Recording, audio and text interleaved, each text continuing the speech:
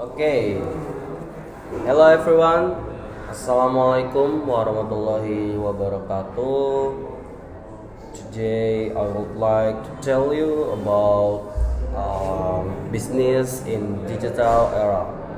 So the first one, let me introduce myself. My name is Faina Makaldera Sudibyo. I'm in 11 RPLA. So today I would like to explain you. So marketplace. What do you think of when someone mention about marketplace? Online shop? Before we talk deeper about marketplace, it's better if we know first what a marketplace is. So, what is a marketplace? A marketplace is a platform which has the duty as an intermediary between sellers and buyers to process product transactions online. The marketplace or online market also provides various facilities such as a payments method, delivery, estimate, and product selection by category and other features. So this is a little definition about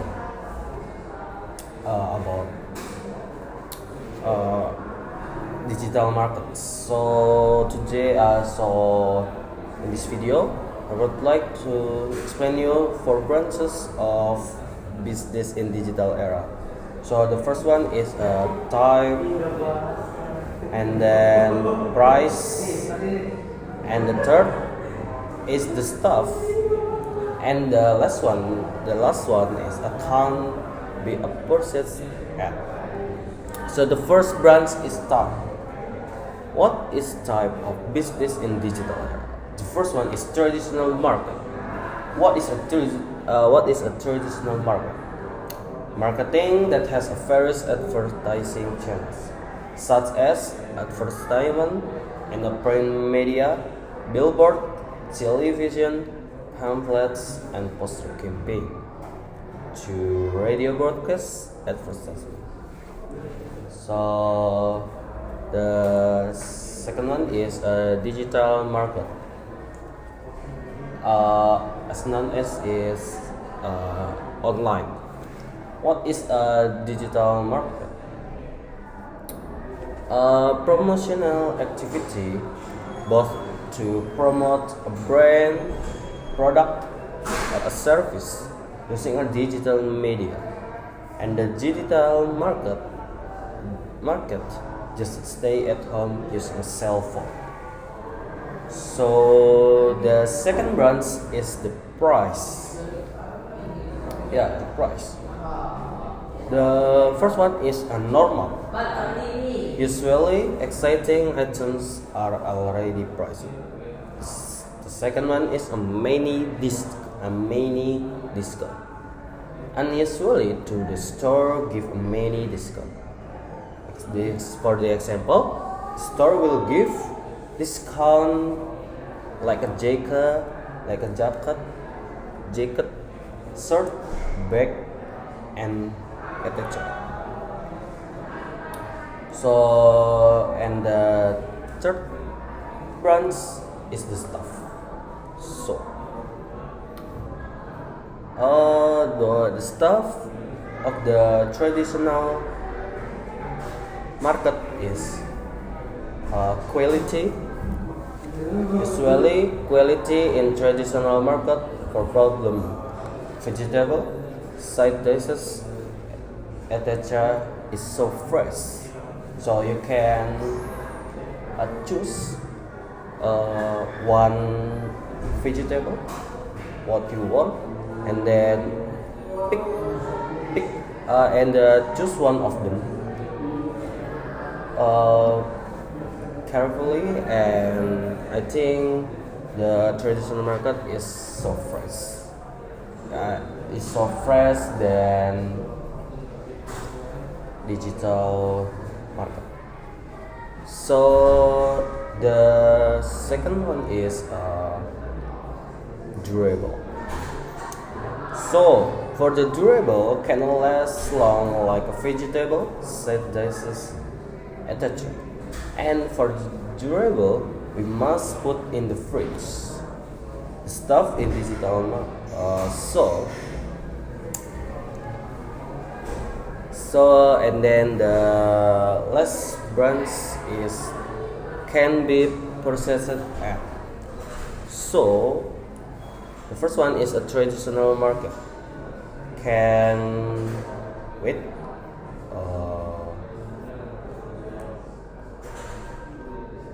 Can be processed at a nearest store. And the second one is digital market. We can buy through application like a Shopee, Tokopedia, etc. So we can buy through web. If you buy in web, usually from social media, it provides the web link. So how about difference with online shop and e-commerce? Marketplace is a platform who acts as a facilitator between seller and client. So the second one is while online shop doesn't require an intermediary between the seller and the buyer in the transaction process.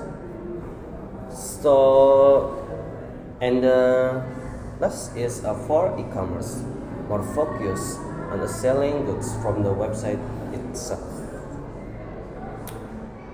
So and then where's my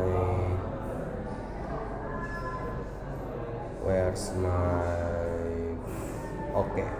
The conclusion is the e-commerce platform focuses on selling goods from its own website products. Meanwhile, online shops don't require intermediaries to make a buying and selling transaction. So consumer can communicate directly with the sellers through the website. So this is I would like to tell you again for my business concept. So I have a plan to make my own business. So this first one is I would like to sell about a smoothies, like a beverage or a smoothies. So the bottle, the weight of the bottle is I think the volume of the bottle. What I want to sell it is 250 milliliters.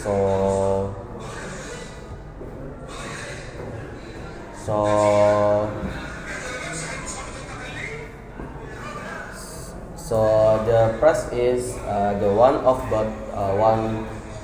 the bottle is 25,000 rupiah. So my business name is Be Nature.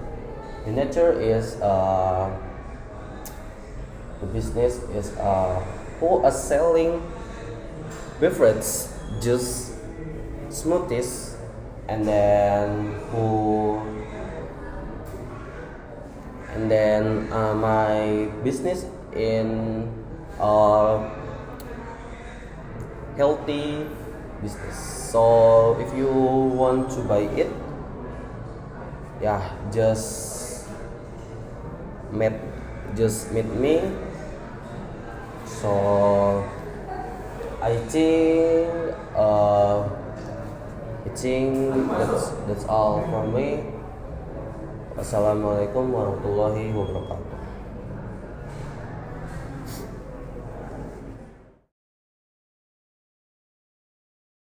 Assalamualaikum warahmatullahi wabarakatuh. Uh, Welcome back with me with Fine, nama Caldera Sudibyo, and today I would like to make video about a cultures. So so the culture is a way of life that develops and is shared by a group of people and is passed down from generation to generation. So culture is made up of a many complex elements, including religions and political system, customs, language, tools, clothing, buildings, and work of art.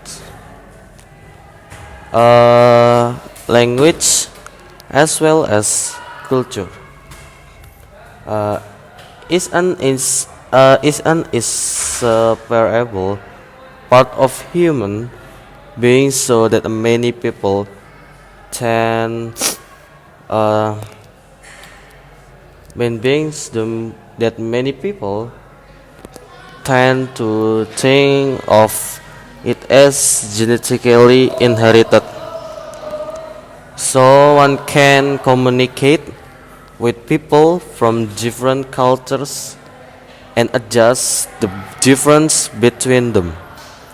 Therapy, providing that culture can be learned. So culture is a comprehensive way of life. Culture is complex, abstract, and broad. Many aspects of cultures also determine communicative behavior. These cultural elements are scattered and cover many human social activity. So,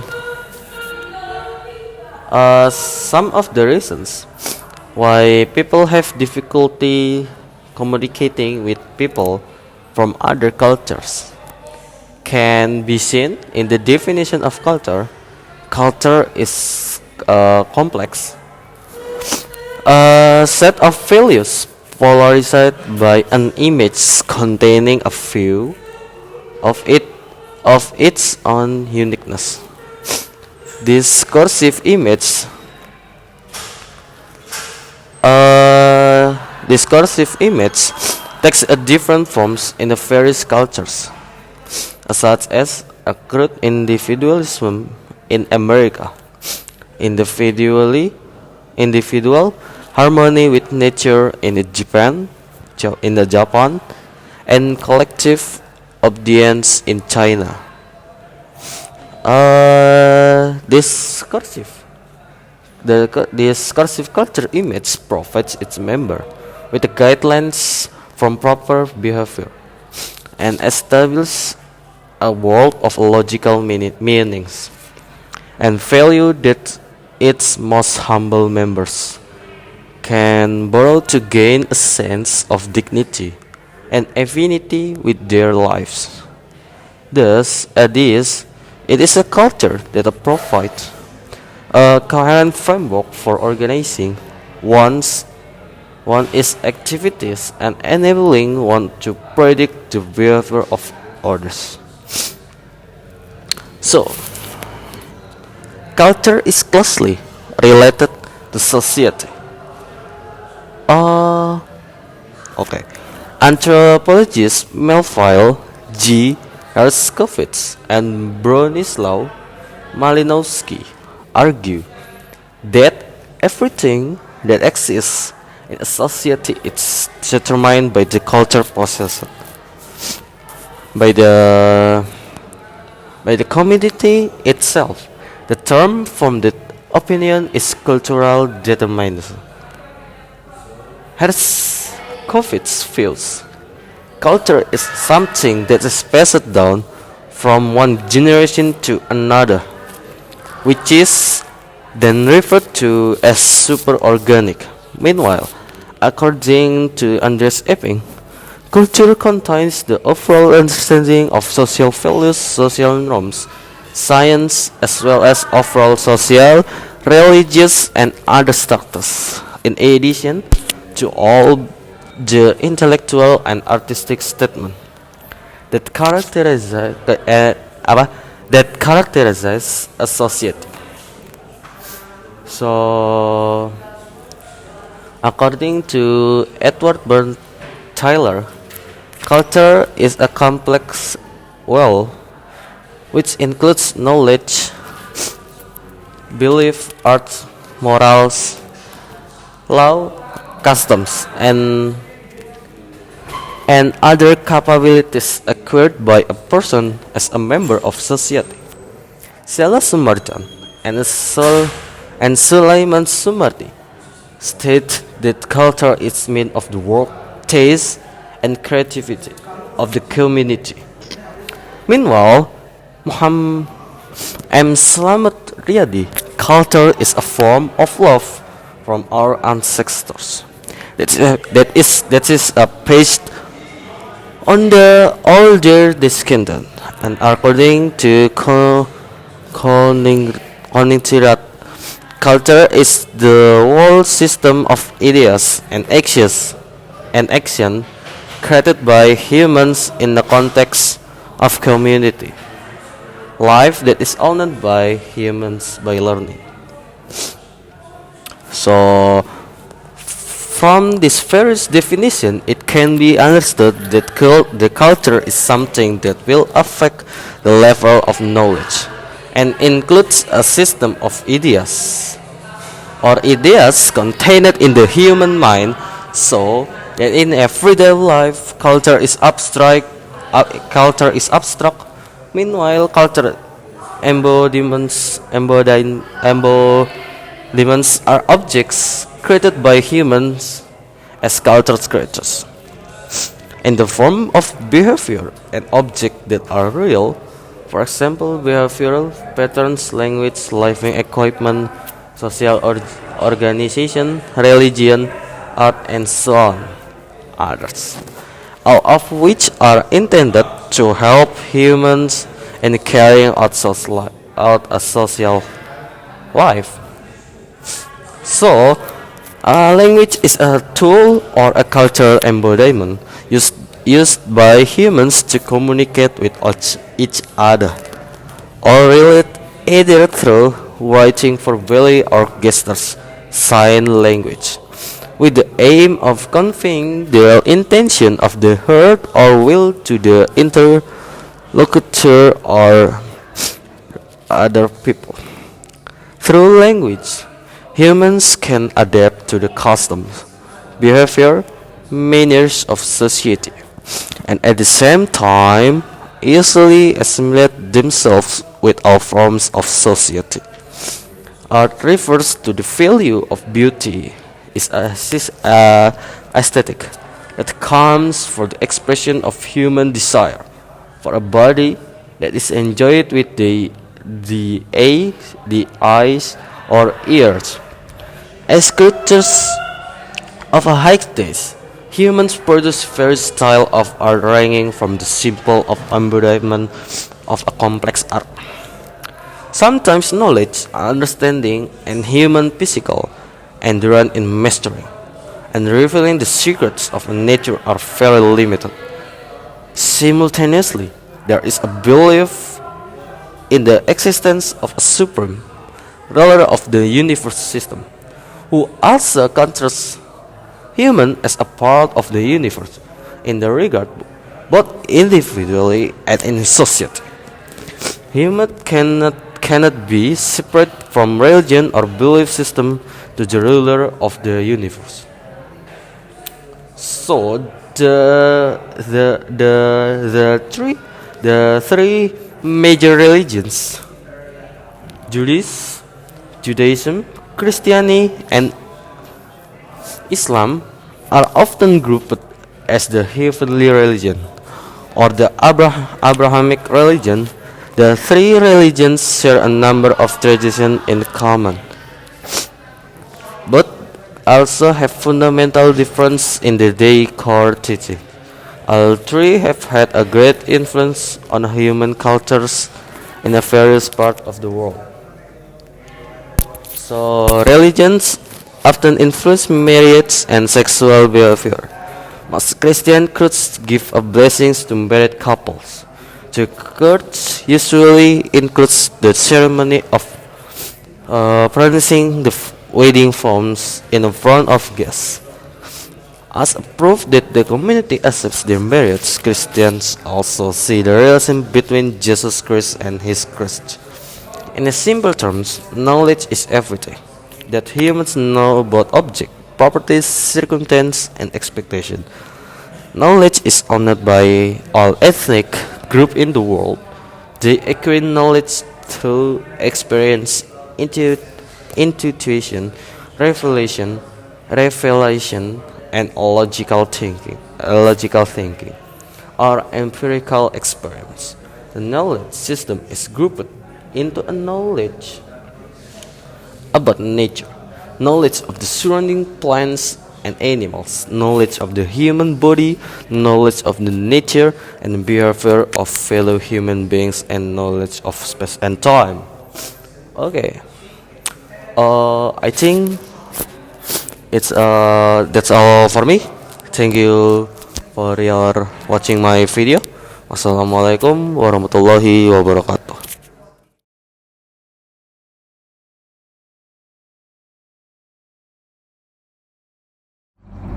Assalamualaikum warahmatullahi wabarakatuh. So, I would like to tell you about internship program. So, this presentation and video was made by Caldera and Rifki. So, the first one is the definition about internship program. So what's that internship program? Search from google.com. So internships are used as a means for fresh graduates to prepare themselves before entering the real world of work. So essentially, an internship allows someone to learn how to do their job and help them master it. So the next slide is the benefit. So the benefit of internship. So the first one is gaining more insight. So as a student would still be unfamiliar with the world of work. Internship like the starting gate that you can join to know the ins and outs of the world of work. Many insight can be gained by joining the internship programs, such as a division of labor, skill needs, and activities in a project. So the second one is a develop skill or abilities. So when internship, you can get a amount of tasks. In most cases, tasks require a skill. You can learn from that tasks and gain more new skills. So the last benefit is get the opportunity of job. So if you are faithful in small things, you will be trusted with big things. And when you are doing internship, any work and attitude is good, you have a big opportunity to join us as employee. Maybe when the company open recruitment. So the last benefit is, so the next slide is how to apply. Okay, how to apply an internship program. So the first common is the finding internship program. So the first thing, you must find internship program from a lot of a company. You can find the internship program at this website is a jobstreet.com. So the second one is a make your CV and portfolio. So there is the one requirement if you want to apply internship program. Make your CV and portfolio interesting and fulfill your stuff with best project. And the last one is prepare yourself for interview. So when your CV and portfolio have applied by a company, and then you must prepare yourself for interview. Maybe like being yourself, honest and confidence while interviewing, and make sure you have again properly before the interview day. So the next page is the example of the interview day.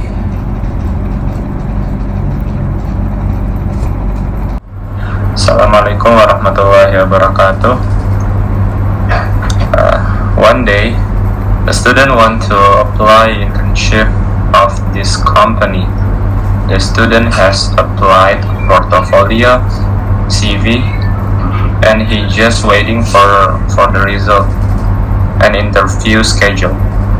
5 days later, Alhamdulillah, he was accepted at this company and will be interviewed from this company tomorrow. The student was called by interviewer and interview is begin. Hello, my name is Muhammad Rifki Sharifuddin. I am interviewer at Makmur Sejahtera Company, and I will interview you about your progress of your work. I have 5 common questions that you have to answer it first. So the first is tell about yourself, like name, education, and your personality. Okay. Hello, my name is Fainama Caldera Sudibyo, and you can call me Caldera. And I'm currently studying at SMK IDN boarding school, and my personality is extrovert maybe. Okay, we move to the next question. The second question is why you applied at this section? Because I would like to working at this company, because this company is well famous, large and prestige. Oh, okay. The third question is where are you got this internship program information? So I got this information from social network like Facebook, Discord and Friends. Oh, okay. Interesting. We move to the next question. What's your major that your focus is? So I have an experience about UI design. Okay. And then what can you do for this company? So I can support this project more efficient, large and successful. Okay. And then the last question is tell me about your weakness. Okay, my weakness is I'm not much expert at public speaking. Sometimes I feel nervous, but I have a strong confidence to speak other people. Oh, okay. Okay, Mr. Caldera, thank you to apply this program, and I will inform you about the result. Okay, my pleasure. I appreciated it. Thank you. Okay. Assalamualaikum warahmatullahi wabarakatuh. One day, a student wants to apply internship of this company. The student has applied portfolio, CV, and he just waiting for result and interview schedule. 5 days later, Alhamdulillah, he was accepted at this company and will be interviewed from this company tomorrow. Student was called by interviewer and interview is begin. Hello, my name is Farina Caldera. I'm interviewer at Makmur Sejahtera company and I will interview about your progress of your work. I have a 5 common question that you have to answer it. The first question is tell about yourself like name, education, and your personality. Okay. Hello. Introduce me. My name is Muhammad Rifki Sharifuddin. You can call me Rifki. I'm currently studying at vocational school or SMK Iden boarding school, and my personality is introvert. So, and the second one is why you apply at this section. Well, I would like to work in this company because this company is well famous, large, and prestige. So, where are you got this internship program information? Well, I got this information from social network like Facebook, Discord, and friends. So what's your major that you're focused it? Well, I have 3 years experience about UE design. So what can you do for this company? I can support this project more efficient, large, and successful. Okay, the last one question is tell me about your weakness. Well, I'm not much expert at public speaking, but sometimes I feel nervous. But I have a strong confidence to speak to other people. Okay, Mr. Muhammad Rifki Sharifuddin, thank you to apply this program and I will inform you about the result. You're welcome. My pleasure. I appreciate it. Thank you. Assalamualaikum warahmatullahi wabarakatuh. So welcome back with me with Panama Caldera Sudibyo. Today I would like to tell you about goals, and I have a content of this video. The content of the video is the personal goal setting, planning to live your life your way, and then the reason why you have to set the goals, and then starting to set up personal goals, and then staying on course, and the tips of the SMART goals, and then further tips for the setting your goals and achieving your goals, and example personal goals. And the last one is I would like to tell you about my goals is what. So the first one is personal goal setting, planning to live your life your way. Many people feel as if they are adrift in the world. They work hard, but they don't seem to get anywhere worthwhile. A key reason that they feel this way is that they haven't spent enough time thinking about what they want from life and haven't set themselves formal goals.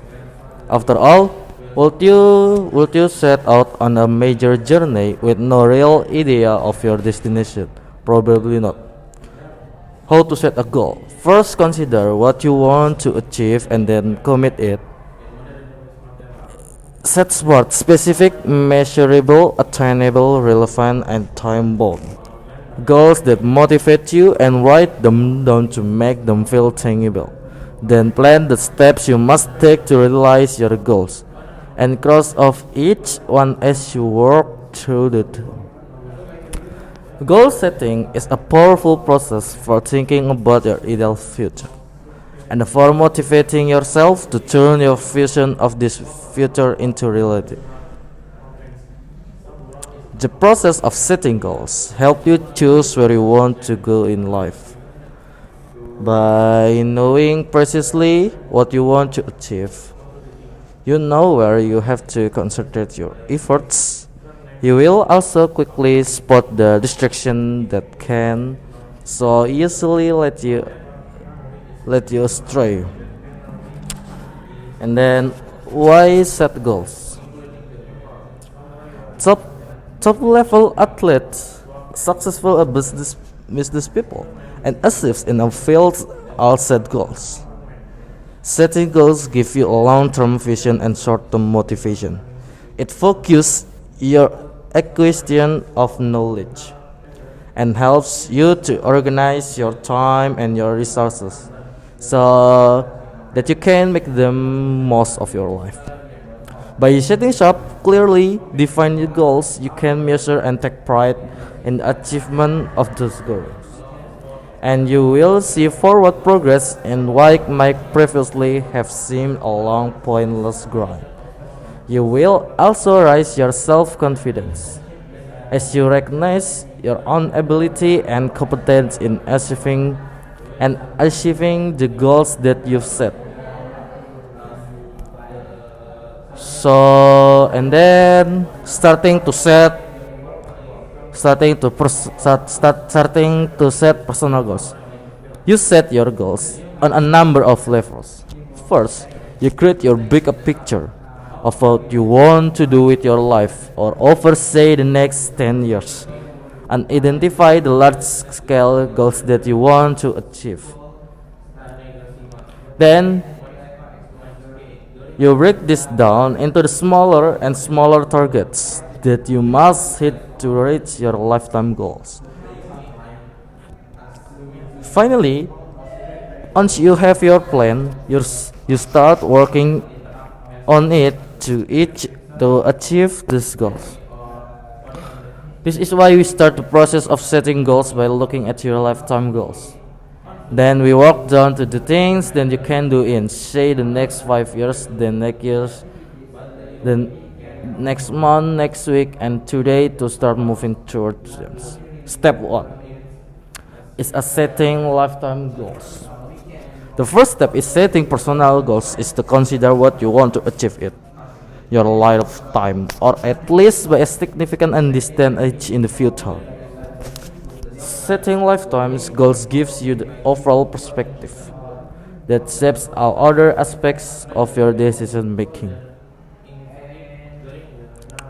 To give birth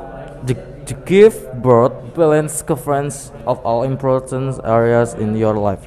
Try to set goals in some of the following categories or in other categories of your own where these are important to you. First one is the career. What level do you want to reach in your career or what do you want to achieve? Financial. How much do you want to earn by what stage? How is related to your career goals? 3 is education. Is there any knowledge you want to acquire in particular? What information and skills will you need to have in order to achieve other goals? 4. Family. Do you want to be a parent? If so, how are you going to be a good parent? How do you want to be seen by a partner or by members of your extended family? Artistic. Do you want to achieve an end result goal? Attitude. Is any part of your mindset holding you back? Is there any part of the way that you behave that upset you? If so, set a goal to improve your behavior or find a solution to the problem. Physical. Are there any athletic goals that you want to achieve? Or do you want God's health dim into old age? What steps are you going to take to achieve this? Pleasure. How do you want to enjoy yourself? You should ensure that some of your life is for you. And then public service. Do you want to make the world a better place? If so, how? Spend some time brainstorming this thing and then select one or more goals in each category that best reflect what you want to do.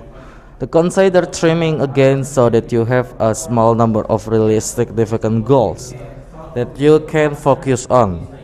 As you do this, make sure that the goals that you have set are ones that you genuinely want to achieve.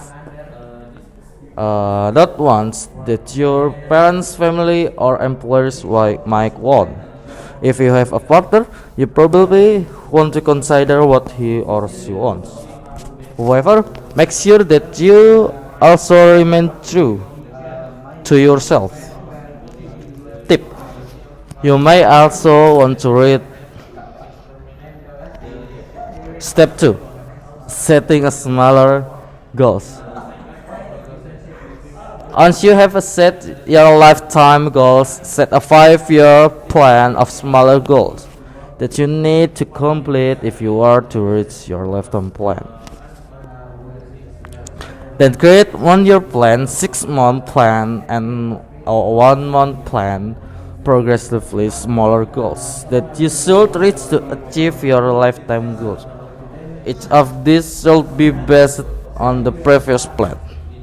Then, create a daily to-do list of things that you should do today to work towards your lifetime goals. At an early stage, your smaller goals make to be read looks to makes me to be to read books and gather information on the achievement of your higher level goals. This will help you to improve the quality and realism of your goal setting. Finally, review your plans and make sure that they fit the way in which you want to your life it.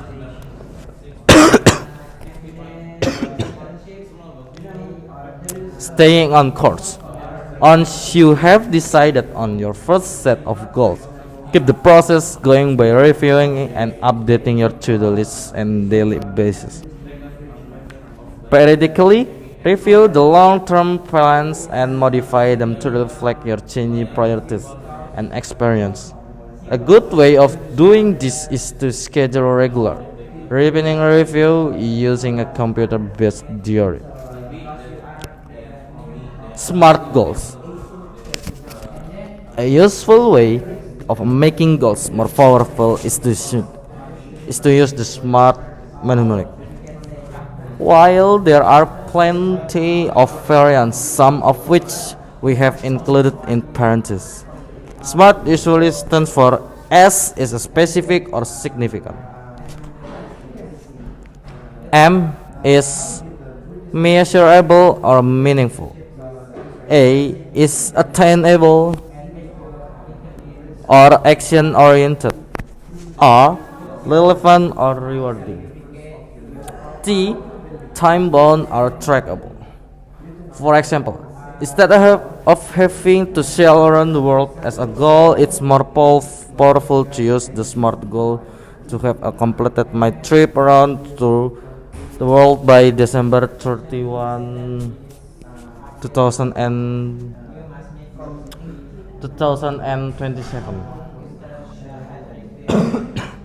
Obviously, This will only be attainable if a lot of preparation has been completed beforehand.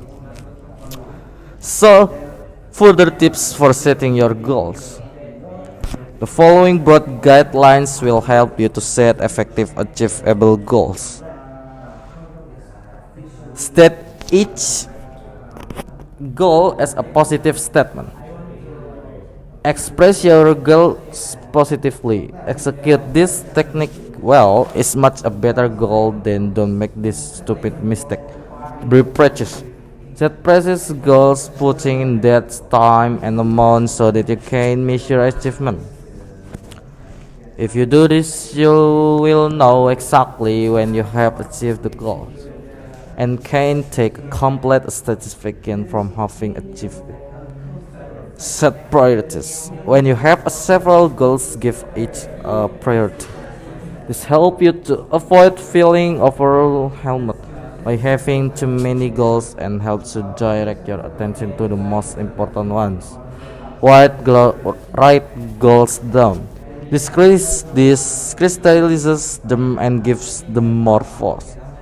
Keep operational goals small.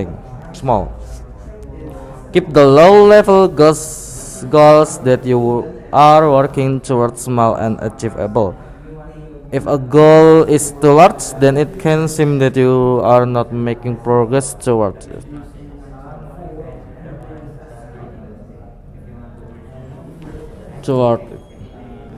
Small and achievable. If a goal is too large, then it can seem that you are not making progress. Giving goals small and incremental gives more opportunities for reward. Set performance goals, not outcome goals. You should take care to set goals over which you have as much control as possible. It can be quite disappointing to fail to achieve a personal goal for a reason beyond your control. In business, this reason could be bad business environments or unexpected effects of government policy. In sport, they could include a poor judging, bad weather, injury, or just plain bad luck. If you base your goals on a personal performance, then you can keep control over the achievement of your goals and draw satisfaction from those. Set a realistic goals. It is important to set goals that you can achieve.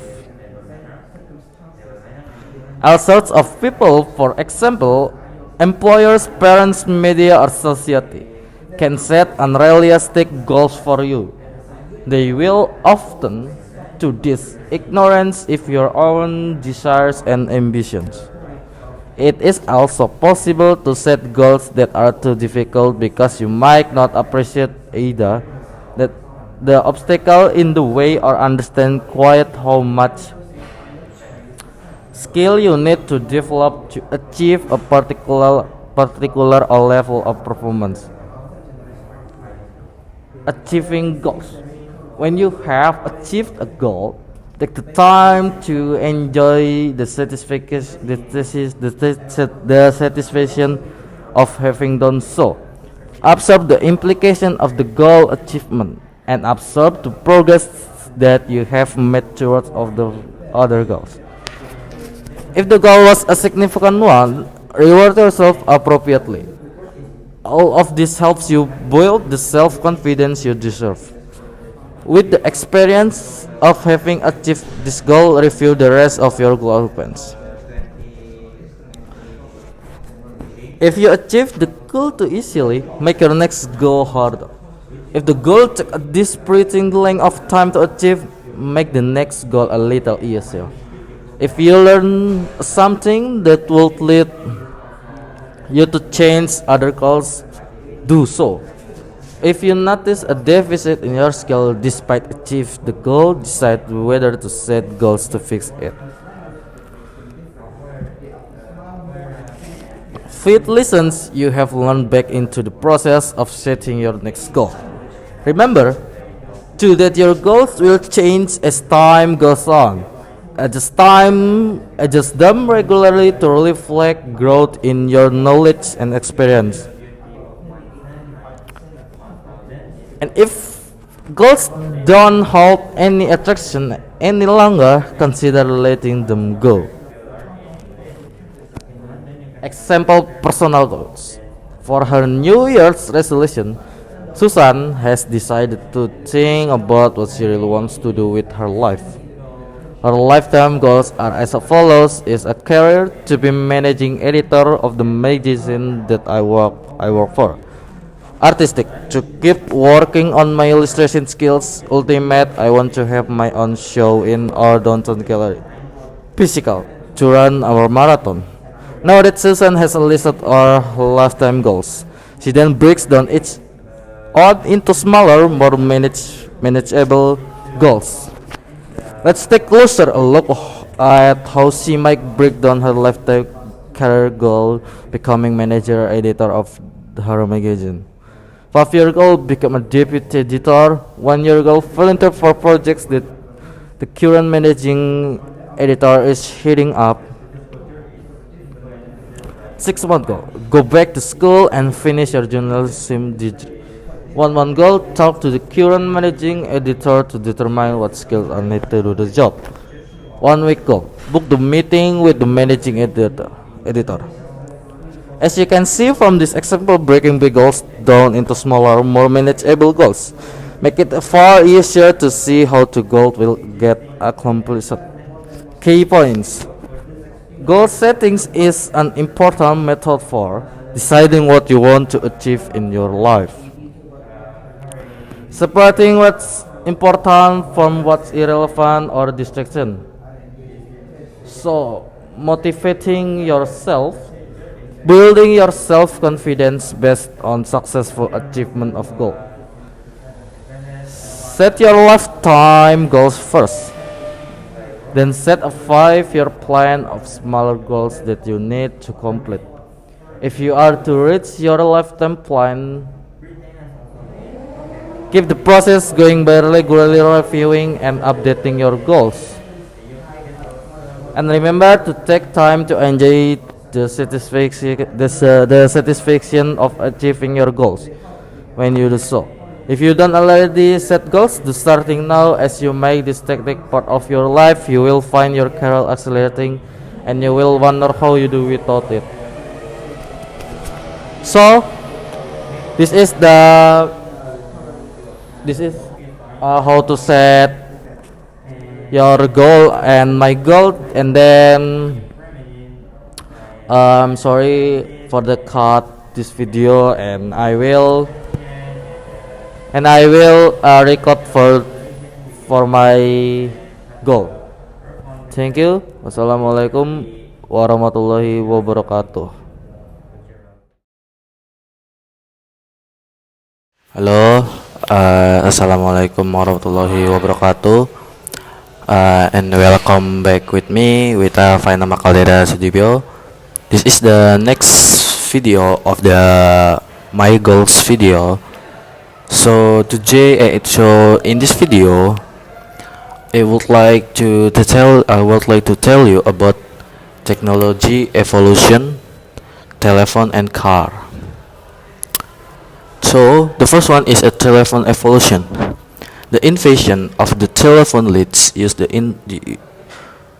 its inventor, namely Antonio Meucci. Thanks to this Italian man, humans can communicate with each other anywhere and anytime. Telephones in ancient times still used a cable with a circular number button, rotary dial. Over time, the form and function of the phone underwent significant change. Now, the function of the phone is not only for communicating, but also for entertainment activities. However, now everyone is very attached to mobile phones for daily activities. So, how have telephone changed over the last 140 years? command follow his journey from time to time as reported by slide below. Bell, the first one is a Bell telephone, uh, 18 and 716. This telephone was first made by Alexander Graham Bell while it was being exhibited at the Sentimental Exhibition in Philadelphia. This product is a laboratory experiment. The transmitting needle and sulfuric acid produce sound vibration to the electromagnetic wave receiver. So the second one is telephones in the 9th century, 18 and 19. The shape of the telephone began to change into this, and also become a marker of the telephone of technology in the 9th century. In earlier phones, listening and speaking were done on the same device, whereas in this phone, the caller had to use a different device. Third, Western Electric, 300 and 302, 16 and 37. Operator United States US AT&T issued a phone model with a rotary dial model, and the handheld is connected to the cable. Through this call, AT&T monopolized the telephone system. In the country, this phone is designed by famous designer Henry Dreyfuss. And the fourth, the Trimline, 16 and 65. This is the last model released by AT&T.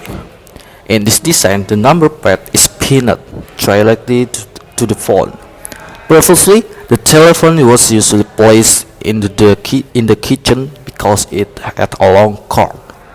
This a significant change occurred due to the addition of star, hashtag, and a dial button for repeating calls to the same number. In addition, the number keys have also increased to 12 digits. 5. Cordless phone, 1980. The 1980s marked the end of the cable telephone in that years cordless phones become popular. 6. The Motorola Dynatec, 1983. If you can see, this Motorola made phone has no wires, and only has an antenna. The body is also big. However, at the time, this phone often appeared in commercial until 1987 film Wall Street.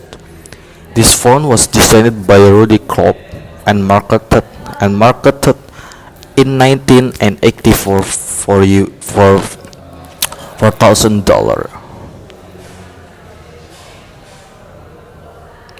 So the seventh is Motorola StarTAC, 1996. A decade later, Motorola released the phone, the StarTAC. The difference is this phone is a mobile phone that can be used on a mobile basis and has a screen. And 8 is a smartphone.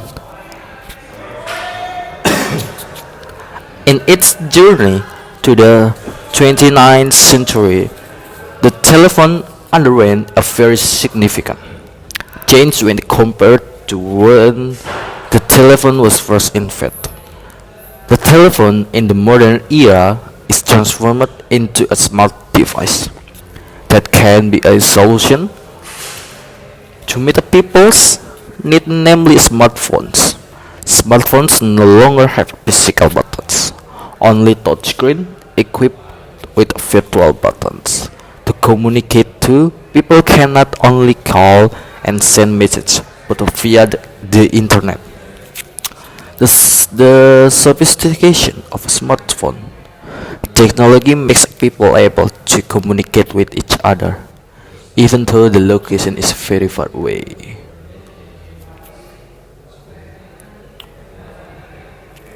Car evolution. With a concept car designed from the world's leading automakers looking slicker with each passing year, it is easy to get caught up in all the excitement, but to fully appreciate the elegant lines and trimmed chassis that populate 21st century roadways. It's important to realize just how far we've come since the first Model Ts rolled off the lot.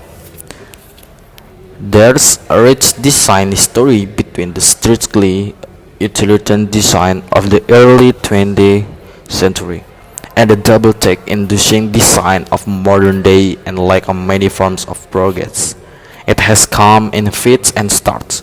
We're taking decade by decade looking back at the history of automobile styling and design to pick out the details that define each era.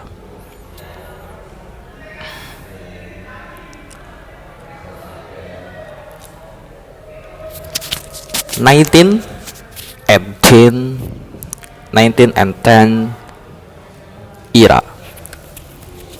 Though the first combustion engine automobiles started to look around Europe as early as 1807, it wasn't until Henry Ford applied the concept of assembly line production to the process that an affordable and dependable vehicle became widely available. Consequently, the Model T sold 15 million units between its debut in 1908 and its discontinuation in 1927, and set the template for car design going forward.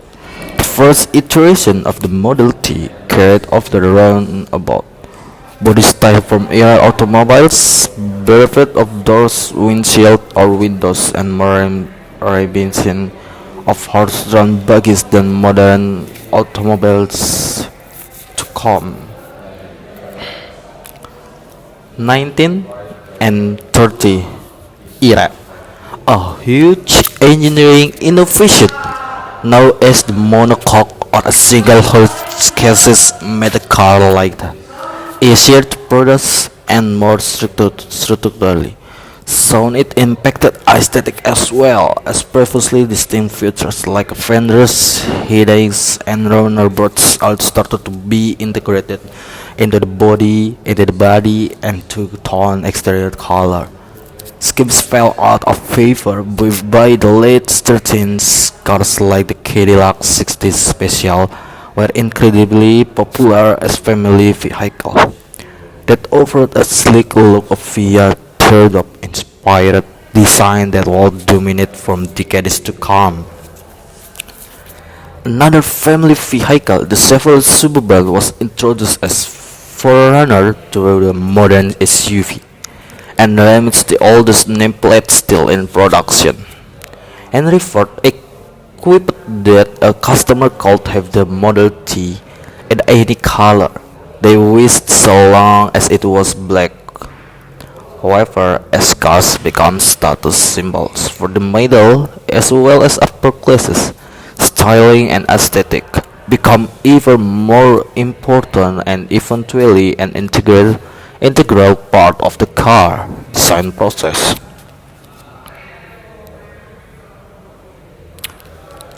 19 and 40 era. Through the World War II was a major interruption to commercial car production. It also resulted in one of the most important car design innovation, ponton styling from the French for ponton. This was the culmination of the decade-long trend to blend things like runabouts, headlights, and fenders into single uninterrupted form, first revived for popular consumption in the USSR with the 1946 Gus M20 Pobeda.